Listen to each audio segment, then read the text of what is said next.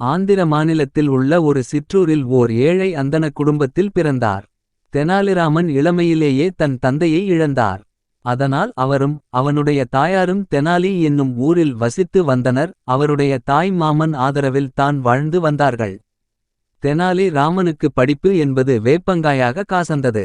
இருந்தாலும் அவர் மிகவும் புத்திசாலியானவர், நல்ல நகைச்சுவையாக பேசக்கூடியவர். அவர் தந்தை இறந்ததால் தன் குடும்பத்தை காப்பாற்ற வேண்டிய நிலை ஏற்பட்டது. இந்நிலையில் தெனாலிராமனை காண ஒரு முனிவர் வந்தார்.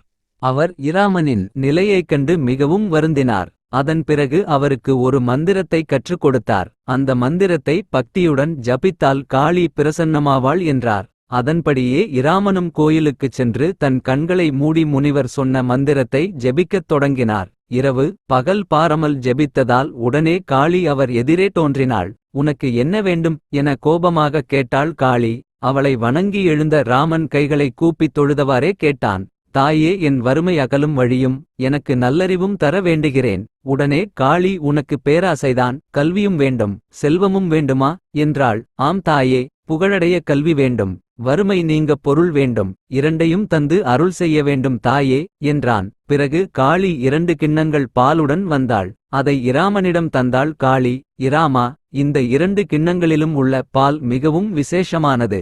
ஆனால் நீ ஏதாவது ஒரு கிண்ணத்திலுள்ள பாலைத்தான் குடிக்க வேண்டும். உனக்கு எது மிகவும் தேவையோ அந்த பாலை மட்டும் குடி என்றாள் புன்னகையுடன்.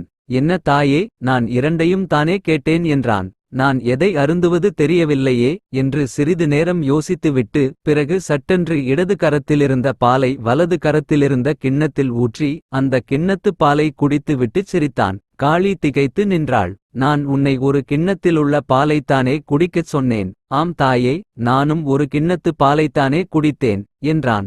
ஏன் 2யும் ஒன்றாகக் கலந்தாய்? கலக்கக்கூடாது என்று நீ சொல்லவில்லையே தாயே என்றான். உடனே காளி மகிழ்ந்து இராமானுக்கு வரம் தந்தால், ராமா, நீ புலவன் என்று பெயர் பெறாமல் விகடகவி என்றே பெயர் பெறுவாய் என்று கூறி மறைந்தாள்.